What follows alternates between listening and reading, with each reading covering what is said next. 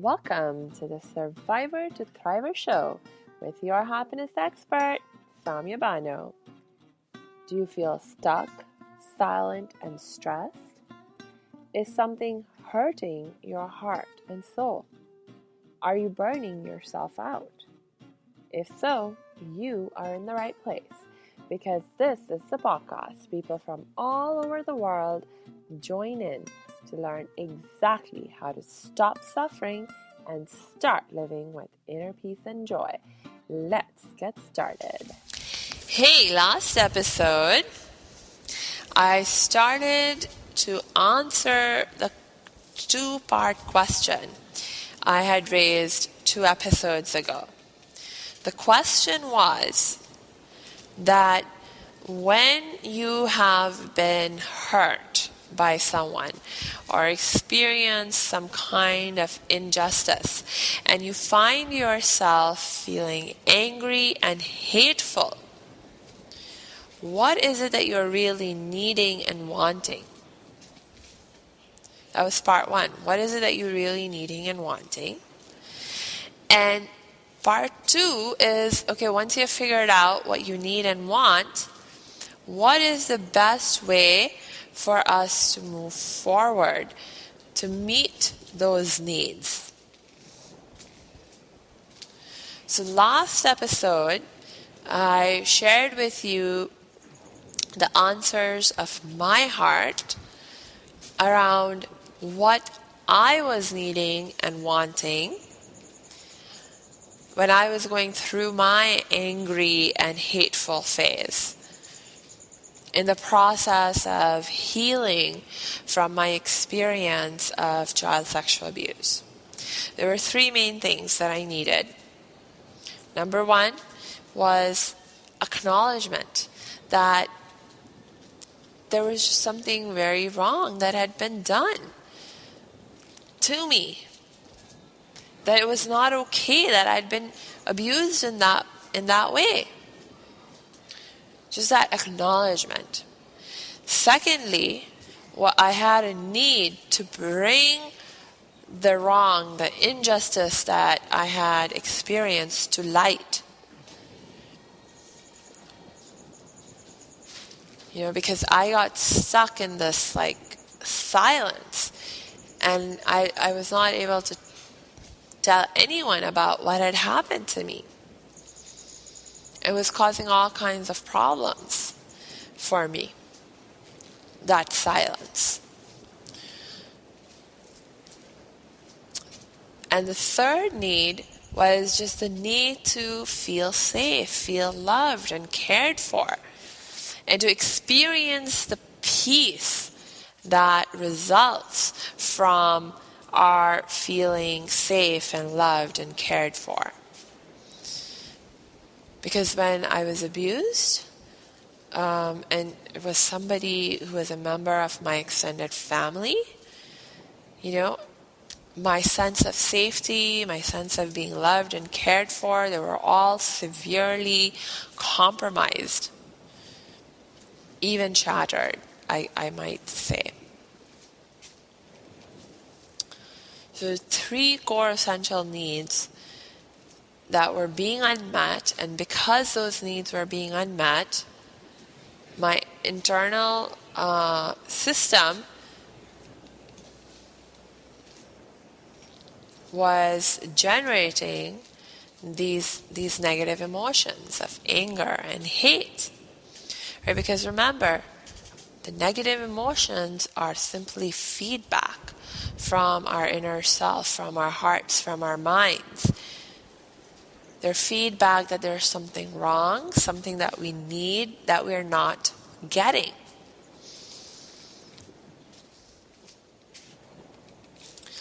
Now the problem was that at first I didn't even understand really what was happening and what I was experiencing, what I was feeling. I was thoroughly confused. But even after some of that confusion began to be resolved, and I began to have a clearer understanding of what I was feeling and why I was feeling the way I was feeling,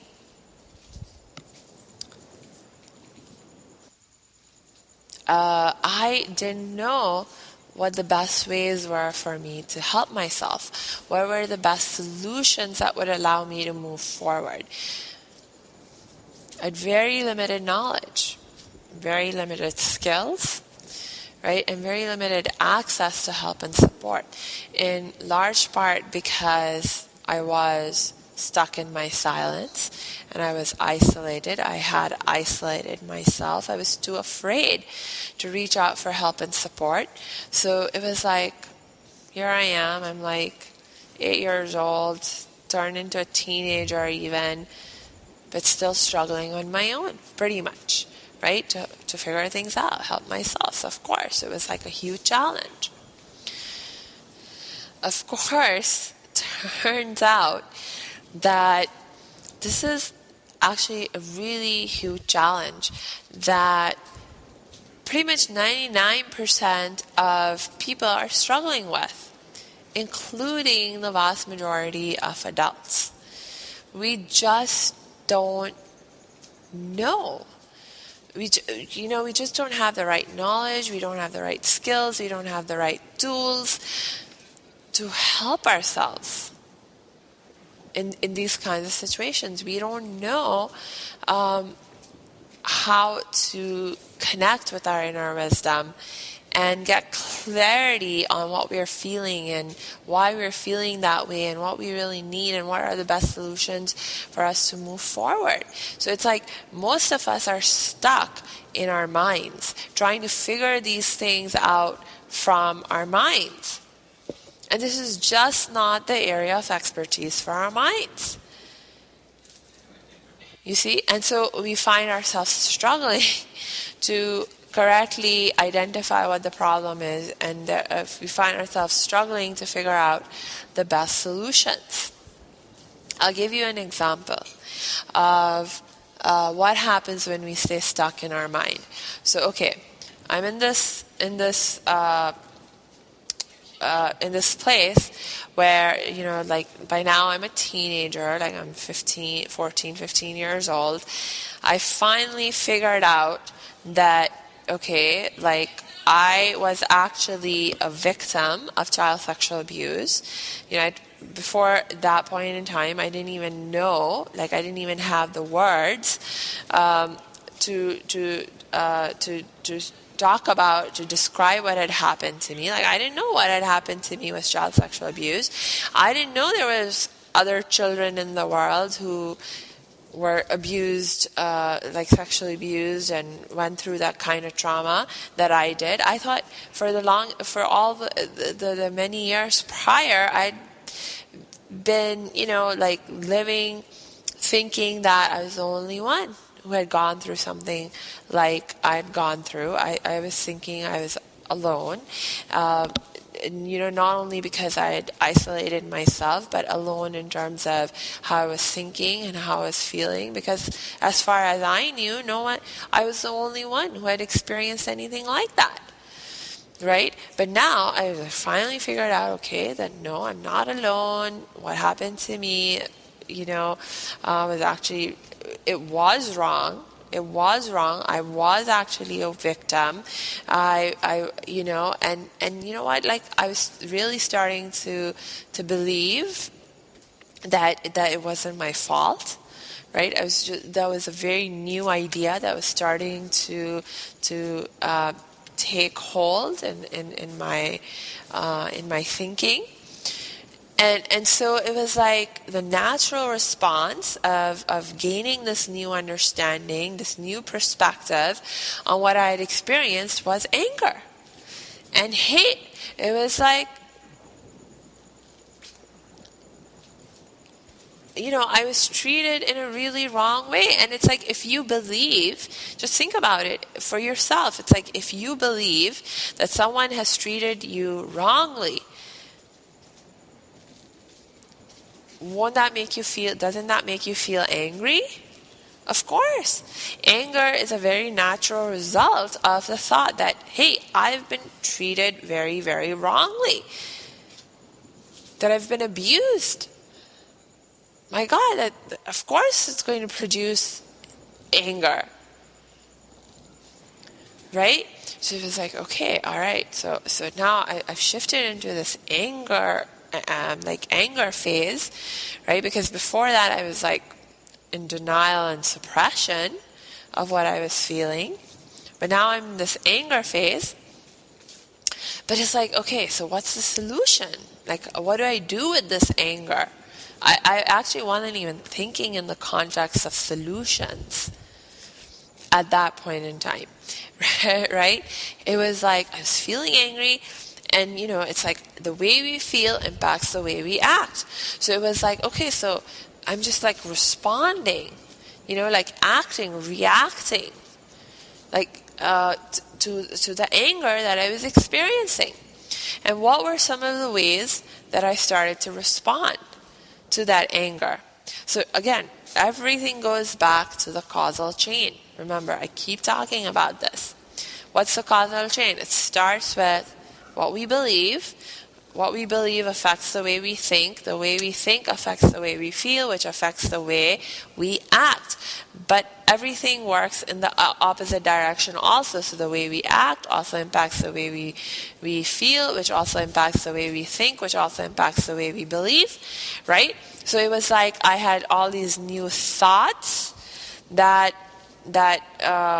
I had started to have, right, in the light of the new knowledge. And so they were creating new beliefs in me, and basically these beliefs and these thoughts were producing the feeling of anger, right, and producing more angry thoughts, okay, and which were producing more angry feelings. And so one of the ways that it started to manifest in my actions, and again, like me, I was living a very introverted life. I was living a very isolated life.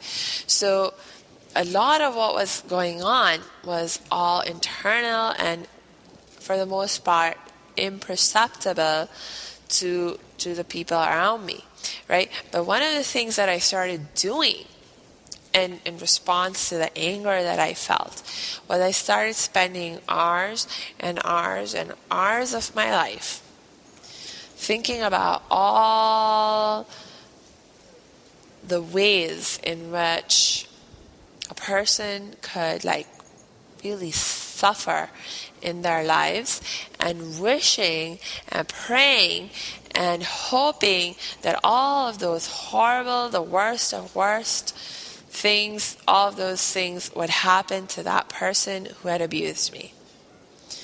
Because I wanted this person to suffer. I wanted this person to be punished for what they had done to me. And I was like, and at one level I felt pretty helpless to do anything in terms of having him get punished or making sure that he suffers, because I was like, still stuck in my silence, right? Because it was like, as angry as I felt even more afraid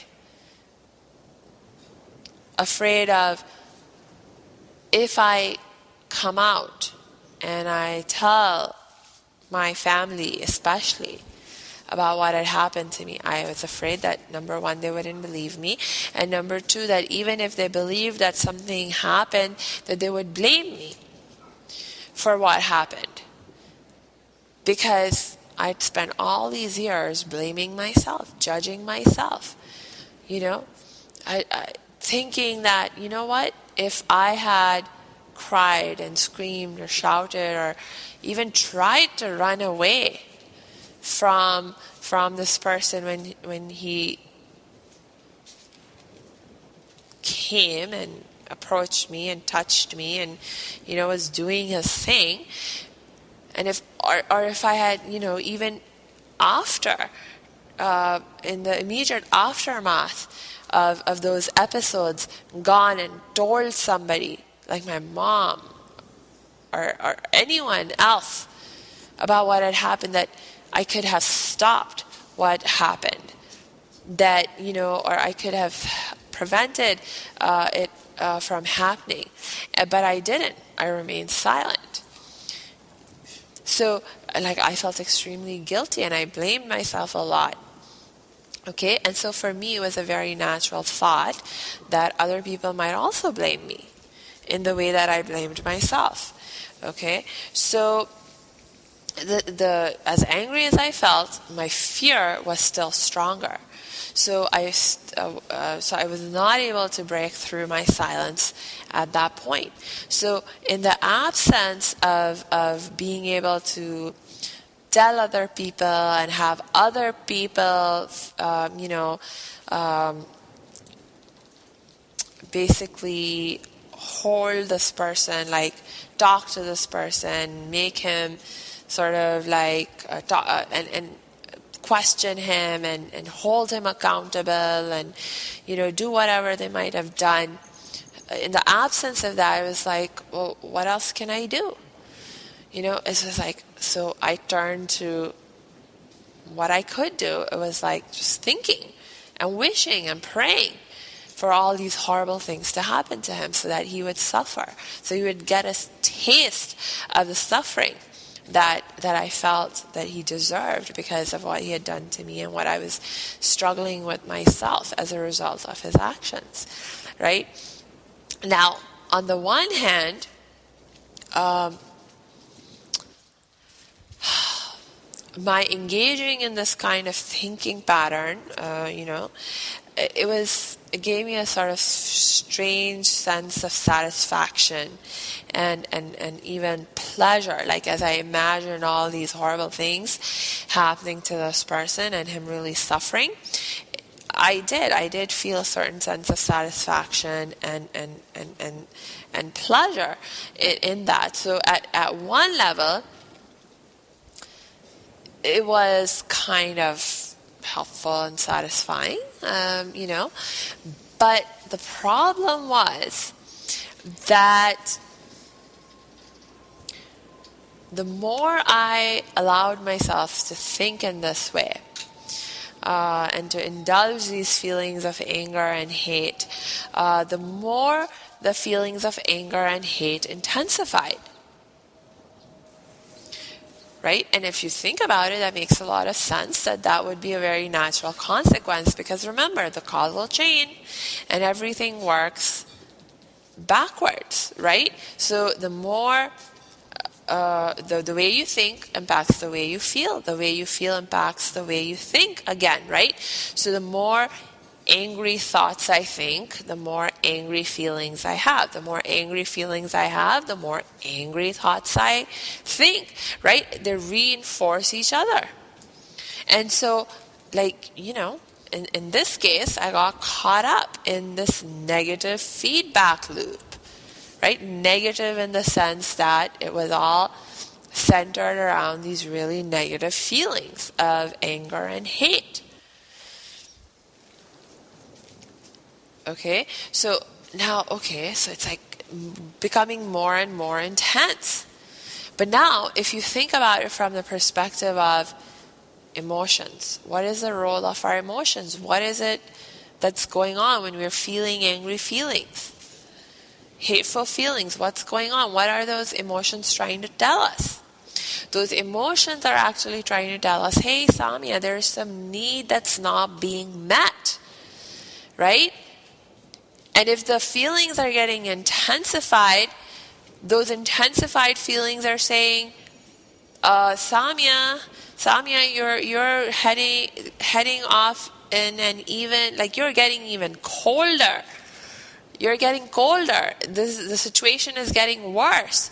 Our need, whatever that need is that we need to meet, it's not being met to an even greater degree. And now we're getting even more concerned, and we really, really need you to do something different. take corrective action, like even more massive corrective action. Because it's like, my gosh, you're heading in the wrong direction. That's what the intensified feelings are telling me, right? But of course, I didn't understand. At that time, I did not understand. Because, and it's especially confusing, it's an especially confusing point to understand, because even as the hate and the anger is getting intensified, it's like there's that part, that is getting satisfied, that does feel that sense of pleasure. I mean, there's something about what I was doing that was helpful at some level, right? If it wasn't helpful at all, then I would have no motivation to do it. But there was to some extent it was helpful, but in another way it was being very counterproductive, right? And it's just like, So it's like, this is exactly why it can get so confusing for us to correctly understand and implement the most effective solutions. So, you know what? Let's get more deeply into this next episode, because I am looking at the clock and I can see it's time to wrap up. Okay? But really think about this. I want you to think about if you've been,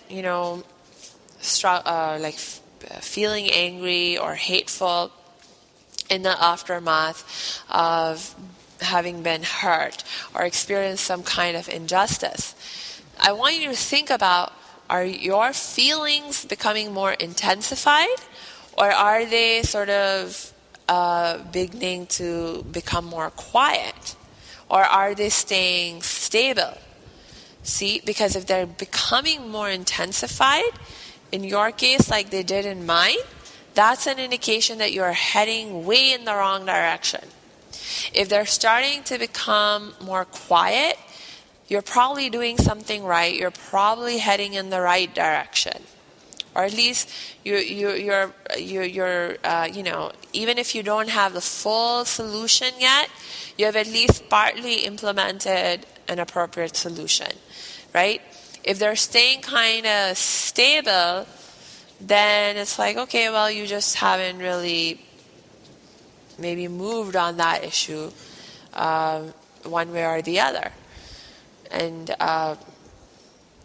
so it's like, just pay attention to this. Just think about this for yourself. Where are you at in your life right now with your experience of whatever negative feeling you may find yourself struggling with, okay? And then in the next episode, I promise, we will get to the solution. It's like, what is it that we're really needing?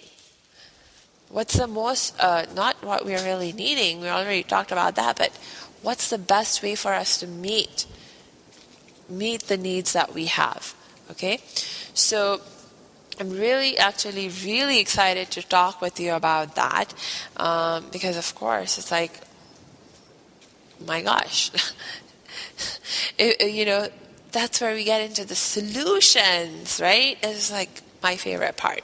All right, so until we connect next time, remember, you can always reach out for help and support if you find yourself struggling with this.